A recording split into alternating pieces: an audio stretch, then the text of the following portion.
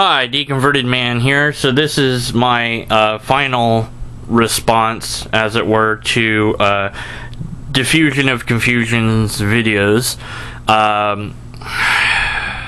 Where to begin? I can't count. I could count up the logical fallacies, but I won't. What I will say is thank you for your time and energy in responding to my critique of your original video, as well as being able to withstand some critical questions and even my sarcasm, which was admittedly pretty harsh. My conclusion after watching all 4 of your videos is this: you have just enough information to be dangerous to yourself. You have just enough information to enable yourself to convince yourself that what you believe is true, but not enough to convince anybody else. And that's fine. I started there too. You said, for 33 years, some odd, you never thought about these questions. Well, from the age of 8 to 32, I'm 36 now, I believed in the Christian concept of God. I was a Christian. At the age of 31 to 32, perhaps a little bit beyond that, I had been doing YouTube as Infinite Hope, as a Christian, trying to promote God, trying to get people to experience God, talking about things that I thought was important and related to morality and God, and just some of my own ideas as well. But I got frustrated by the Christians on YouTube because they didn't seem to be supporting me, and the fact that nobody seemed to agree with me, and it's like, well, we're all Christians. I thought we all had the same ideas, but we don't. And then I got frustrated in a different way by those pesky atheists because they had questions I couldn't really answer. And so the main thing that the atheists seemed to keep wanting was this empirical evidence. And a Christian told me, we have the evidence, but even if we gave it to them, they just won't believe it. So I said, well, let's just give it to them and, prove that we're right. Oh no, they won't believe us. Like, how do you know that they won't believe until we try? So you're not going to do it, so I guess I have to do it. So I spent a year or some odd researching the history of the Bible. The Old Testament, the New Testament, the places, the people, the times, the archaeology. And I didn't find no evidence. I found something far worse. I found evidence against much, if not all, of these stories. And I realized that that's all they might be, is stories. And that bothered me a lot. So I ignored all that evidence, and I turned instead into apologetics, which I was like, oh yeah, apologetics, I'll be the best apologetic there ever is, woo! And I memorized all these different arguments. I was in love with William Lane Craig. I thought, oh, this is great, I've got my answers now. Then I made a kind of big mistake. I actually learned logic from this book, Informal Logic, A Pragmatic Approach by Douglas Walton. Best book ever. It has been read a few times and notated on and read again and referenced and read and so on and so forth. Of course, it's not the only book on informal logic out there. There's plenty. It's just the one that I happen to read first, and I think it's pretty easy to understand. And it won't go back on the bookshelf. Get on there. Sorry. OCD. Okay, it's on there. Okay, so informal logic ruined apologetics. It ruined it. All the apologetics arguments died when I learned informal logic. So I didn't have any proof, I didn't have any logic. The only thing left would have been a test, right? Well, I thought I actually had that, because before, when I would pray to God, I would pray a specific prayer, and every time I had prayed this specific prayer, I would get an answer. A direct, immediate answer. Well, I was in the corner of my room in a fetus position, crying my eyes out. I could feel the stings of salt coming from them. I just uncontrollable shaking. And praying, begging God to give me the thing that it had given me before when I had asked this thing that I'd asked multiple times, and every time it had. Nothing happened. Nothing. And it broke my heart. And I asked for signs, I asked for something, anything, nothing happened. Christians told me, he's testing you. Wow, thanks a lot. In my hour of need to be tested, what a jerk. Oh, you've been given the sign, but you missed it. What? That makes no sense. And of course, you're not supposed to test God.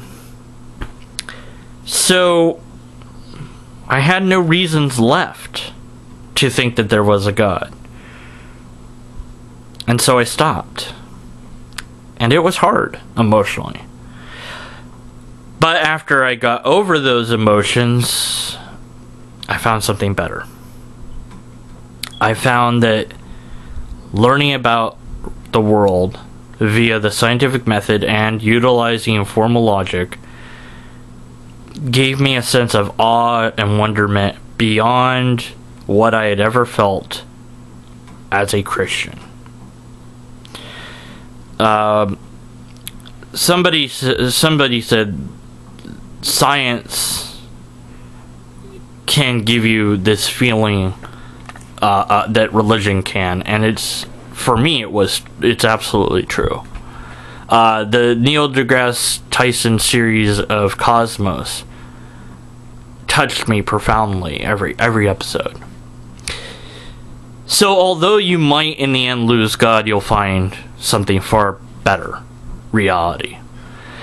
But, as I said, my goal is not to dissuade you of a God concept, because for some people their brains just have to have the idea of God. Fine. That's fine. Okay, I accept that because biological evolution would mandate that some people have to believe in God and some people are unable to believe in God. That's fine. What my goal is to encourage you to do actual, real research, which is something you're not doing. My uncle said this. I think I've heard that. Some scientists said this.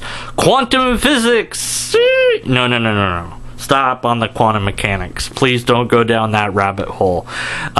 In fact, steer away from quantum mechanics unless you're going to become a scientist to study that, okay? Because you're going to find all sorts of misinformation on it, and you're not going to be able to tell the real science from the fake science. So just steer clear of it, okay? I would say start with informal logic, but maybe start with some science books of biology, chemistry, cosmology. Just start there. Read those sort of things. And don't just wait until tomorrow to make a video, but really research and learn some things before making another video. Informal logic will enable you to make arguments that are logically coherent. Science will enable you to not make arguments based on assumptions that you yourself have, but rather things that have been tested and demonstrated to be true. You mentioned climate change. Climate change is a real phenomenon. Plus, climate change due to humans is a real phenomenon. And all you have to do is go to the real scientists and the real publications, and you'll see that there's a consensus across the board for that. There are a few dissenters, but they're in the minority. And there's a reason why they're in the minority, and usually you can see that those dissenters are involved in things that would lose them money if they agreed with climate change due to humans. But nonetheless, do your research, take your time, get some books, read lots of books. If you're going to use the internet, go to sources that are scientific sources or trustable sources. Don't go to creationist websites. Don't go to Christian websites, because they're just going to tell you what you want to hear. If all of that is something that perhaps you find boring or difficult for some reason, then I would recommend Critiques of God, Making the Case Against the Belief in God, edited by Peter A. Angelis. This has a number of people in different writings from lots of different people. No idea if any of that's going to show up. But yeah, it makes really good case against God beliefs. So that would be the more philosophical approach if you're not into the intellectual approach of informal logic and or science. Those would be my recommendations to you before making another video. Okay? If you want to learn informal logic and you decide that that book that I mentioned is the way to go, I would be more than happy to email, correspond, and help you to learn it, to answer questions you might have about it. Informal logic is my thing that I do, and I love to do it, so I'd be very willing to help you to understand that better. For scientific stuff, that's not my field. I do know of people that are more scientifically minded that I might be able to hook you up with, but you're going to have to get a book or two or three and actually read stuff, and not just come in and ask people questions and expect them to give you a lesson as if you were in a classroom. And if you have the money, maybe you could go to get an education in a community college for science, or you know, and the philosophy stuff, although it's nice, philosophy that you have is based on, you know, my uncle said this, I think that, I feel this, maybe this person over there said that, and so therefore that's what I believe. Well, that's a start, but if that's as shallow as it's going to be, and you're comfortable with that shallowness, then okay, I can't help you, but I would encourage you to grow.